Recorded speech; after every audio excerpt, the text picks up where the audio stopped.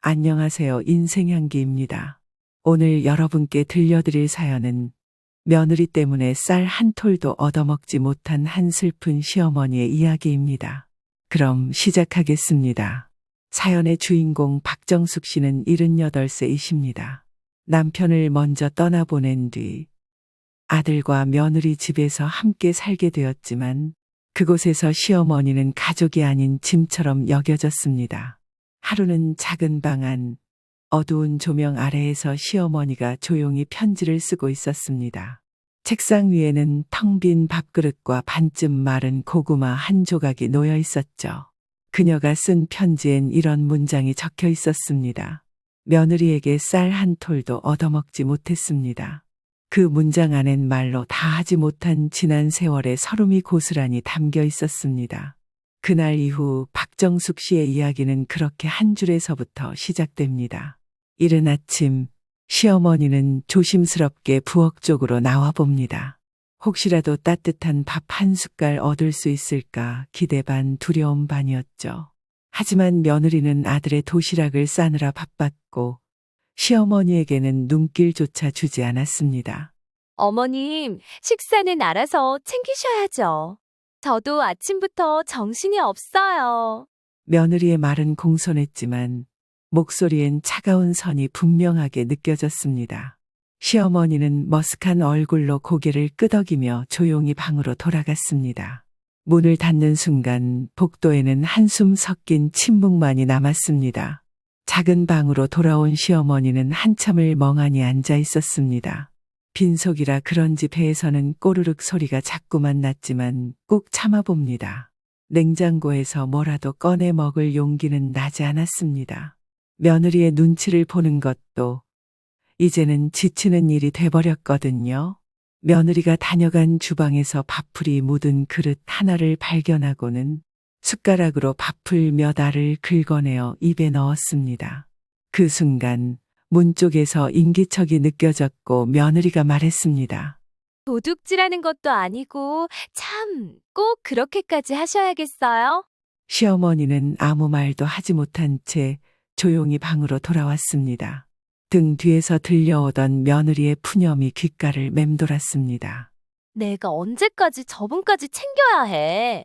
문을 닫고 등을 기대니 눈물이 저절로 흘러나왔습니다. 예전에는 이런 날이 올 줄 몰랐습니다. 아들 결혼식 날 시어머니는 전 재산을 털어 신혼집 전세금을 보태줬고 며느리가 부담 가지지 않도록 예단이며 혼수 문제도 손대지 않으려 했었습니다. 그때만 해도 이 가족이 함께 행복하게 살 줄 알았던 거죠.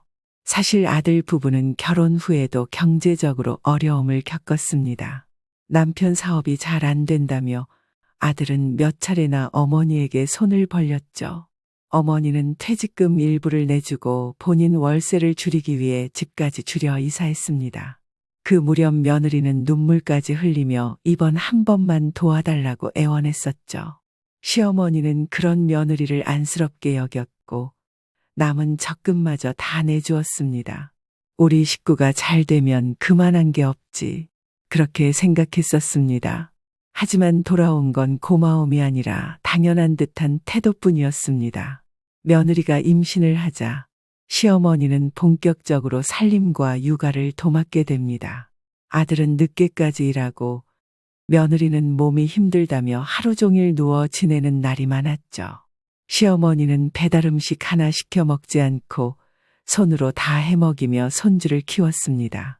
손주가 태어난 이후엔 거의 밤낮 없이 애를 돌보다시피 했고 허리는 굽고 무릎은 점점 약해졌지만 누구도 시어머니의 고단함을 알아주지 않았습니다. 동네 사람들은 그 집 며느리 참 복도 많다 라고 말했지만 정작 집안에서는 시어머니의 존재가 공기처럼 여겨졌습니다. 박정숙 할머니의 남편, 그러니까 시아버지가 병을 얻었을 때도 간병은 온전히 시어머니의 몫이었습니다. 병원에서 하루 종일 돌보면서도 집안일은 모두 처리하고 있었습니다. 며느리는 제가 가봤자 더 불편하세요. 라며 간병에 나서지 않았습니다. 며느리 친구들 앞에서는 시어머니가 자청해서 하신다고 말하곤 했습니다.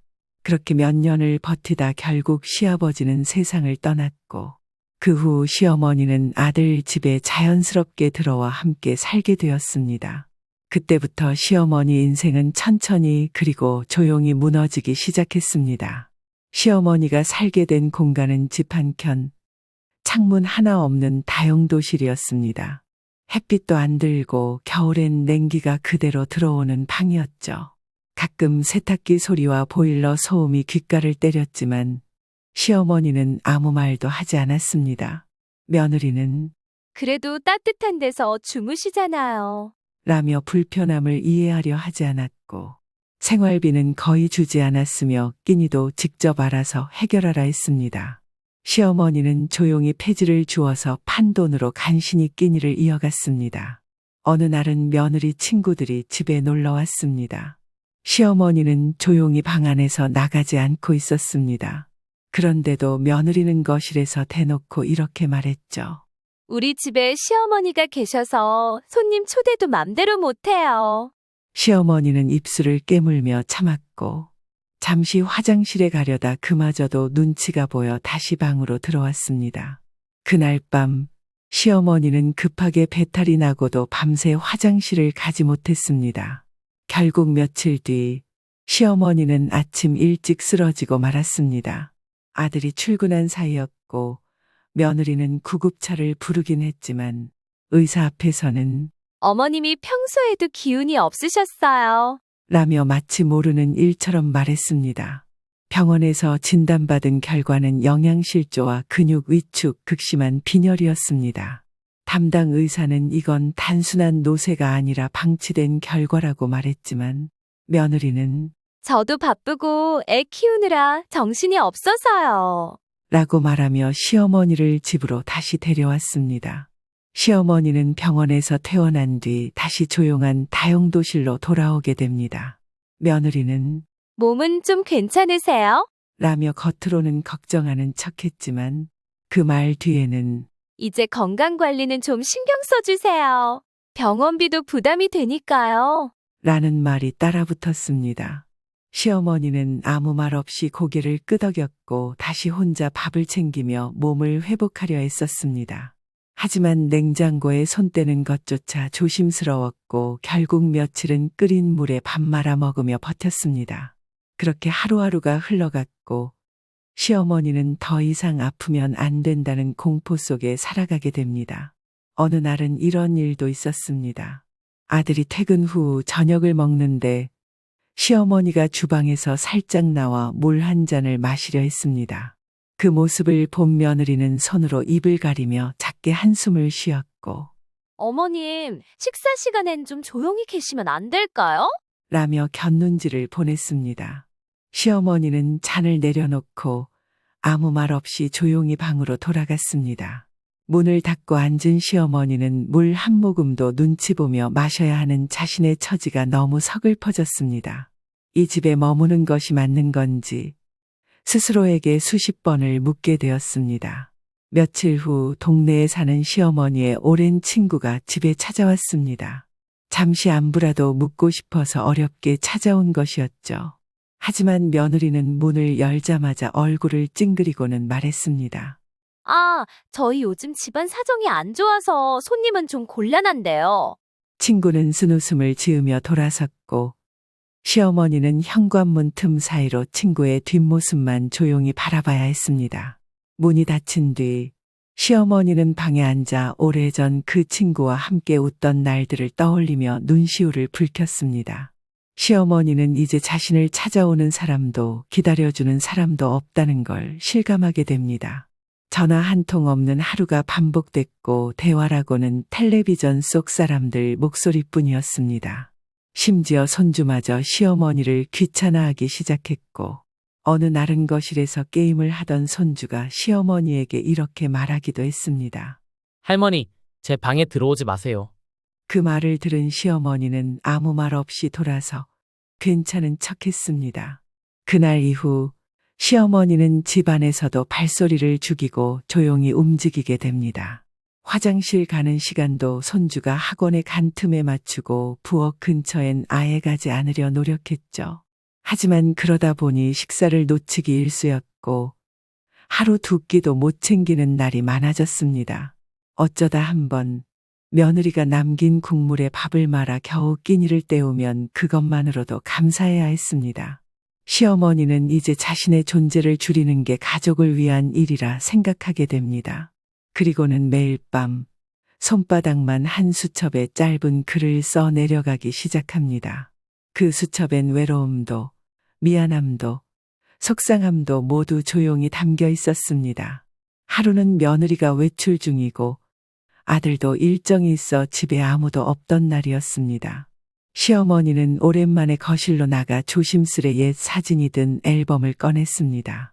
젊은 시절 남편과 함께 웃고 있던 사진, 아들의 첫돌 사진, 며느리에게 처음 인사받던 날의 단체 사진도 거기 있었죠. 한 장 한 장 넘기다 보니 어느새 눈가가 촉촉해졌고 시어머니는 소파에 앉아 조용히 사진을 품에 안았습니다.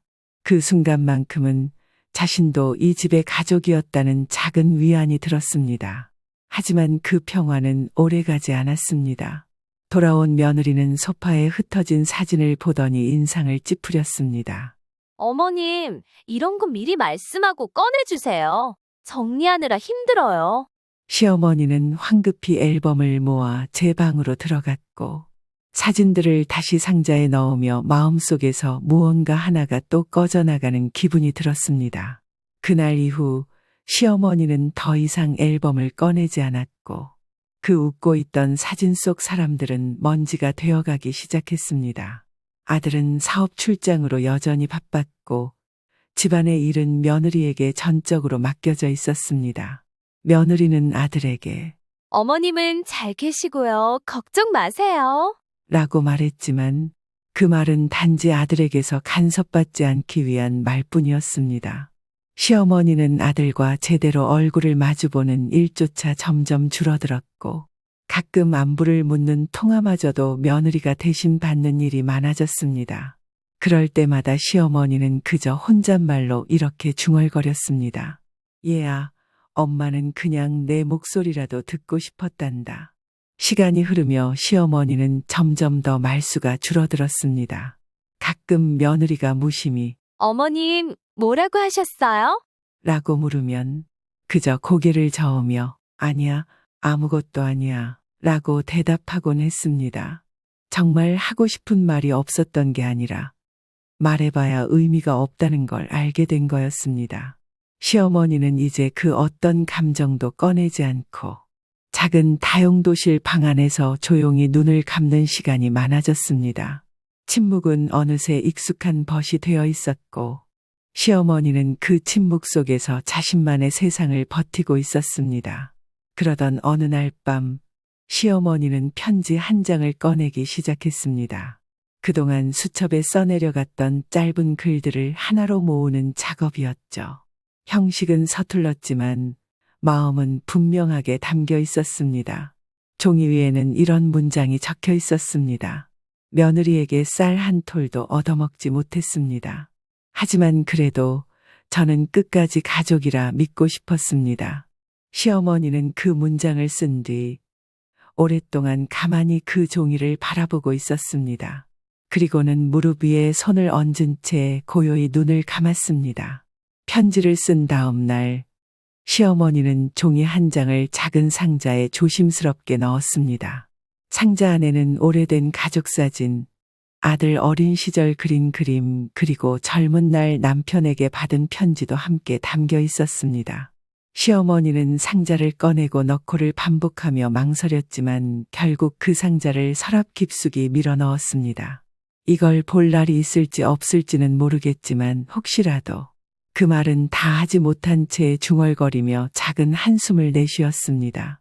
그 순간 시어머니는 이미 마음 한켠에서 이 집과 세상의 작별을 준비하고 있었던지도 모릅니다. 그날 저녁 며느리는 지인과 통화하며 웃고 있었습니다. 어머님이요? 뭐 그냥 조용히 잘 계세요. 밥도 잘 안 드시고 말씀도 거의 없으세요. 그 말을 듣고 방 안에 있던 시어머니는 고개를 떨구었습니다. 진짜 하고 싶은 말은 너무 많았지만 이제는 말해도 귀 기울여주는 사람이 없다는 걸 알게 된 겁니다. 시어머니는 조용히 누워 아들의 어릴 적 시절을 떠올렸습니다. 그 천진난만한 음성이 귓가를 울리며 가슴속 깊은 곳을 찌르고 있었습니다. 며칠 후 시어머니는 몸을 추스르고 작은 정리함 하나를 꺼냈습니다. 안에는 그동안 모은 폐지 판매 수입이 조금 들어 있었고 오래된 헝겊도 몇 개 있었습니다.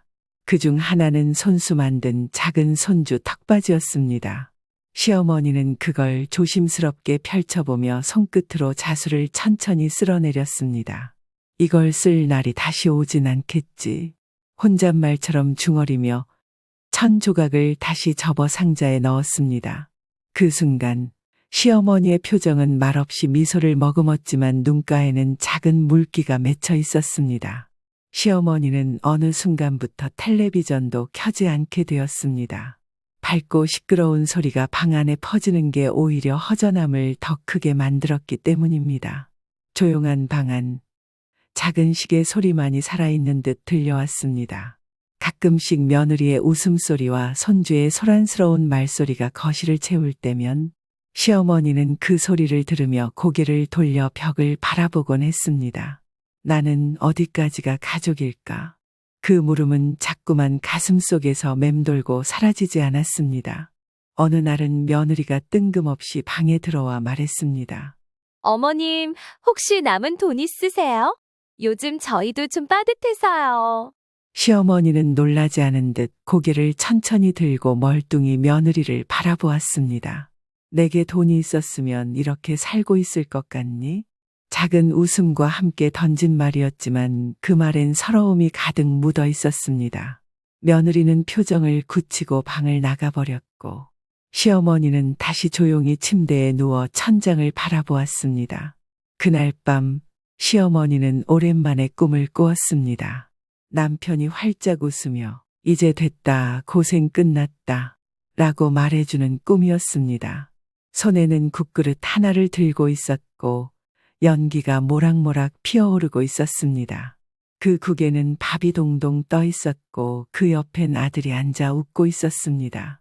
시어머니는 그 꿈을 꾸며 눈물 지었고 눈을 떴을 땐 베개가 젖어 있었습니다. 꿈에서도 밥 한 그릇이 그리웠구나. 그 말 한마디가 어쩌면 지금의 현실을 가장 잘 말해주고 있었는지도 모릅니다. 며칠 뒤 시어머니는 마트에 간다는 며느리에게 부탁을 했습니다. 혹시 쌀이 조금만 남아있으면 내 방에도 좀 덜어줄 수 있을까? 며느리는 귀찮은 듯 말했습니다. 요즘 식비도 부담돼서 쌀 떨어지면 저희도 곤란해요.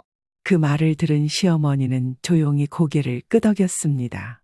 그래, 아니면 됐다. 그저 혹시 남는 게 있으면 말한 거니까. 그 목소리는 작았고 그날 시어머니는 물에 국간장 한 방울 넣고 밥을 말아 드셨습니다. 시간은 그렇게 흘러가고 있었습니다. 시어머니는 자신이 이 집에 존재하는 이유를 종종 잊어버릴 정도로 위축돼 있었습니다. 어쩌다 며느리가 작은 물건을 찾지 못하면 어머님, 혹시 이거 건드리셨어요? 라며 날카롭게 묻곤 했습니다. 시어머니는 항상 아니야, 난 아무것도 안 했어 라고 답하면서도 마치 도둑이 된 기분에 괜히 두 손을 꼭 쥐곤 했습니다. 자신이 있는 것만으로도 민폐가 되는 것 같아 점점 더 숨처럼 사라지고 싶어졌습니다.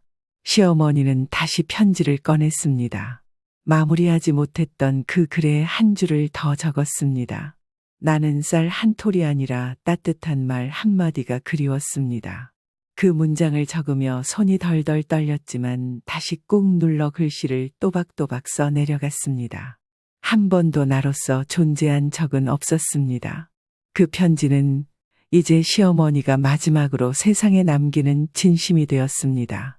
며느리는 여전히 바쁘다며 시어머니의 존재를 잊고 있었습니다.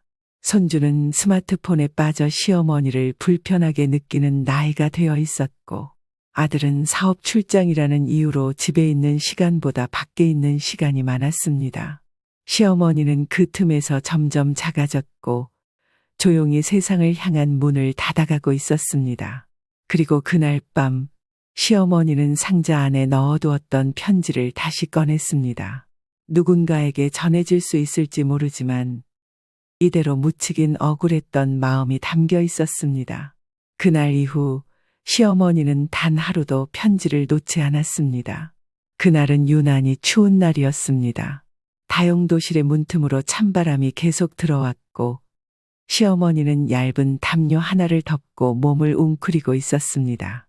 몸이 으슬으슬 떨리면서도 전기장판을 켜지 못한 건 전기세 걱정 때문이었습니다. 며느리는 거실에서 따뜻한 커피를 마시며 드라마를 보고 있었고 시어머니는 조용히 담요를 한 번 더 여미며 스스로를 토닥였습니다. 이 겨울만 지나면 좀 나아질까? 아니, 더 나빠지진 않았으면 좋겠다. 그 생각 하나로 그 추위를 버텨내고 있었습니다. 다음 날 시어머니는 문득 한 가지 결심을 하게 됩니다. 더 이상 아들에게도 며느리에게도 기대지 않기로요.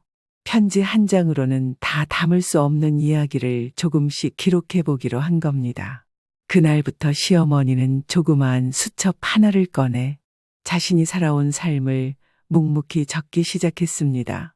아들은 처음 울던 날 내 품 안에서 참 따뜻했는데 며느리를 처음 만났을 땐 환하게 웃으며 어머님이라고 불러줬었는데 그 기억들을 적는 동안만큼은 외로움이 조금은 덜한 듯했습니다. 시어머니는 방 정리를 하며 예전 물건들을 하나둘 꺼내봤습니다. 남편이 남겼던 시계, 아들이 초등학생 때 만들어줬던 연필꽂이, 며느리와 처음 함께 찍었던 가족사진도 그 안에 있었습니다. 모두 먼지가 수북이 쌓여 있었지만 시어머니는 하나도 버릴 수가 없었습니다. 그건 그저 물건이 아니라 시어머니가 그동안 가족이라 여겼던 시간의 흔적이었기 때문입니다. 그 조각들이 있었기에 지금까지 견뎌낼 수 있었던 거니까요.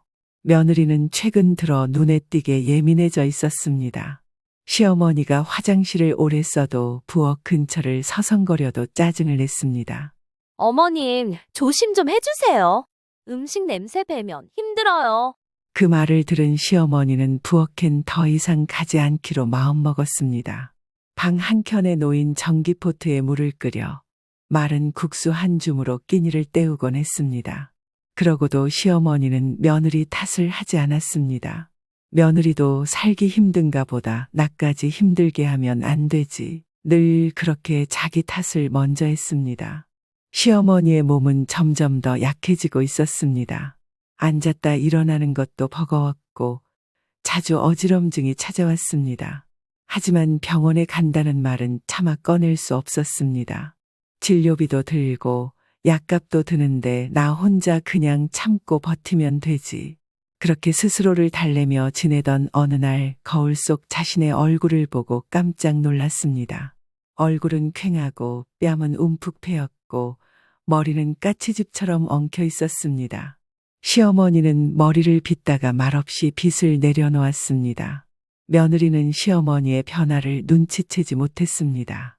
아니, 관심을 두지 않았다는 표현이 더 맞겠죠. 어느 날은 시어머니가 기침을 하자 어머님, 혹시 감기 옮으면 안 되니까 마스크 좀 써주세요. 시어머니는 방으로 돌아와 마스크를 쓰고 창문을 살짝 열었습니다. 바람이라도 좀 쐬면 기침이 먹겠지. 그 말과 함께 고요한 방 안엔 찬바람만 쓸쓸히 스며들었습니다. 시어머니는 다시 편지를 꺼내어 몇 줄을 더 적었습니다. 나는 평생을 가족을 위해 살았지만 마지막엔 가족에게서 잊혀졌습니다. 그래도 나는 아들을 미워하지 않습니다. 그 아이는 몰랐을 뿐이니까요. 그 문장 하나하나가 너무 무거워서 손이 덜덜 떨리기도 했습니다. 하지만 시어머니는 멈추지 않았습니다. 이 글이 언젠가 아들에게 닿을 수 있다면 자신이 어떤 마음으로 살았는지만이라도 남기고 싶었습니다. 하루는 며느리가 인터넷 쇼핑을 하며 큰 소리로 웃고 있었습니다. 이거 예쁘다. 어머님은 이런 거 필요 없으시죠? 괜히 사다 놔도 안 쓰시니까. 시어머니는 조용히 고개를 끄덕였습니다. 그래, 나는 뭐 없어도 되니까.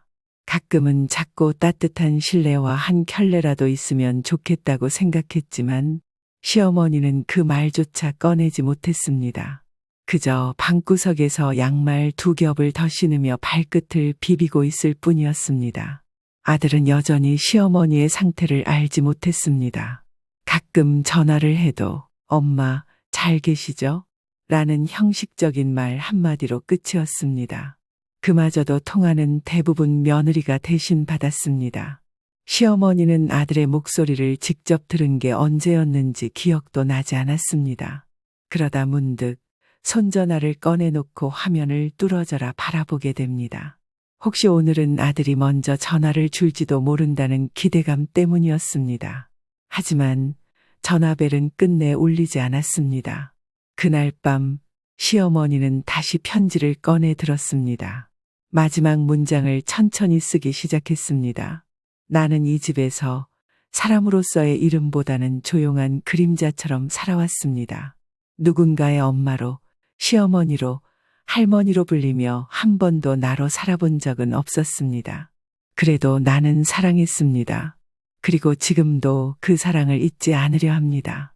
편지를 접고 시어머니는 그것을 상자에 넣었습니다. 마치 그 편지와 함께 마음 깊숙한 곳까지 차곡차곡 접어넣는 것처럼 말입니다.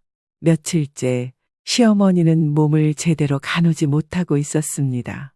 기력이 너무 약해져 앉아 있는 것도 힘에 부쳤고 식사는 하루에 한 번, 그것도 간신히 입에 넣는 정도였습니다.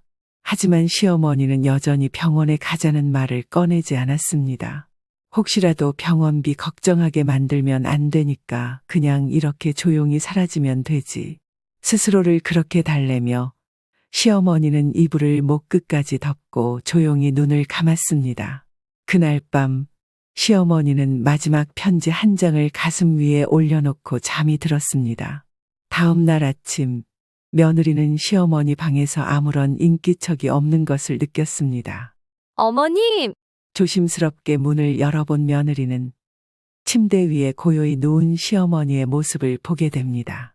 시어머니는 이불을 곱게 덮고 있었고 손 위에는 반으로 접힌 종이 한 장이 놓여 있었습니다. 잠시 아무 말 없이 바라보던 며느리는 천천히 편지를 펼쳐 읽기 시작했습니다. 그 편지에는 그동안 시어머니가 말하지 못했던 모든 것이 담겨 있었습니다. 며느리에게 쌀 한 톨도 얻어먹지 못했습니다. 하지만 그래도 당신을 미워하지 않으려 했었습니다. 처음엔 무표정하던 며느리의 얼굴이 편지를 읽으며 점점 표정이 변화하기 시작했습니다. 나는 며느리의 따뜻한 말 한마디가 그리웠습니다. 나는 식구가 아닌 손님 같았습니다. 아니, 때로는 짐처럼 느껴졌습니다. 며느리는 어느 순간 손에 든 편지를 떨어뜨리고 바닥에 무릎을 꿇었습니다. 진짜 나 때문이었어? 그제야 며느리는 시어머니의 눈빛, 말투, 행동 하나하나를 되새기기 시작했습니다. 그리고 자기가 그동안 외면해온 것들이 얼마나 잔인한 일이었는지를 깨닫게 됩니다. 아들은 장례식 당일 빈소에서 어머니의 편지를 손에 쥐고 한참 동안 아무 말도 하지 못했습니다. 아들은 수많은 사람들 앞에서 어깨를 떨며 눈물을 흘렸습니다. 그제야 아들은 알게 된 겁니다. 어머니가 말하지 않았던 게 아니라 말할 수 없었던 상황이었단 걸 말입니다. 그동안 한 번도 어머니의 방에 들어가 보지 않았던 자신, 한 번도 어머니의 식사는 어떤지 묻지 않았던 자신이 지금 그토록 후회스럽게 느껴지고 있었습니다. 며느리는 장례식이 끝난 후 시어머니가 남긴 물건들을 정리하기 시작했습니다. 서랍 안에서 나온 작고 낡은 상자 하나, 그 안에는 가족 사진, 손주의 턱바디, 아들이 만든 연필꽂이, 그리고 마지막까지 품고 있었던 편지 한 묶음이 들어 있었습니다. 그걸 본 며느리는 한참을 그 자리에 주저앉아 흐느꼈습니다. 어머님, 왜 그 긴 시간을 혼자 견디신 거예요? 다 제 잘못이에요. 제가 철이 없었어요. 정말 죄송해요. 그날 밤 며느리는 시어머니의 자리에 조용히 앉아 편지를 읽다 처음으로 그 방 안에서 눈물을 흘리며 잠이 들었습니다. 시간이 조금 흐른 후 아들과 며느리는 시어머니의 유품 일부를 기부하기로 결정했습니다. 그리고 어머니의 이름을 따 독거노인 도시락 봉사를 시작했습니다. 며느리는 손수 도시락을 싸며 말했습니다.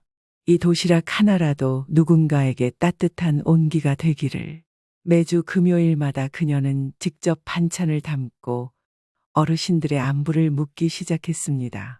시어머니에게 받지 못했던 사랑을 이제라도 누군가에게 나누고 싶었기 때문입니다.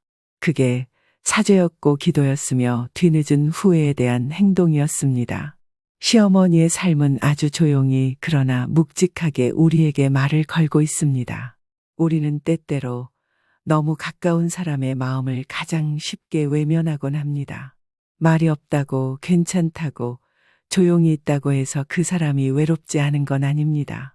시어머니는 마지막까지 가족을 원망하지 않으려 애쓰셨고 사랑했던 사람들을 위해 모든 것을 내어주셨습니다. 하지만 돌아오는 것은 무관심과 침묵뿐이었죠. 이 사연을 들으신 여러분 곁에도 정숙 씨처럼 말없이 참고 있는 분은 없으신가요? 때때로 우리는 너무 늦게 후회합니다. 사람이 떠난 후에야 그 사람이 어떤 존재였는지 깨닫곤 합니다. 하지만 진심은 살아있을 때 전해야 비로소 사랑이 됩니다. 한 끼 식사, 따뜻한 말 한마디, 그 작은 행동이 누군가의 인생을 바꿉니다. 지금 이 순간 여러분은 부모님께 어떤 마음을 전하고 계신가요? 혹시 오랫동안 연락드리지 못한 분이 계시다면 지금 바로 전화 한 통 걸어보세요. 그 전화 한 통이 누군가에겐 하루의 햇살이 될 수도 있습니다. 이 사연은 단지 한 시어머니의 고통을 담은 이야기가 아닙니다. 우리가 너무나 쉽게 놓쳐버린 진심에 관한 이야기입니다. 어쩌면 이 영상 하나가 누군가의 삶을 바꾸는 시작이 될지도 모릅니다. 여러분, 이제는 기다리지 마세요. 사랑은 지금 바로 전하는 겁니다. 댓글로 부모님과의 추억을 남겨주시거나 당신이 지금 떠오르는 그 사람에게 따뜻한 인사를 건네주세요. 그리고 이 이야기처럼 우리 모두는 누군가의 가족이라는 걸 잊지 마세요. 오늘도 함께 해주신 여러분 감사합니다. 구독과 좋아요는 저희에게 큰 힘이 됩니다. 오늘도 시청해 주셔서 감사합니다.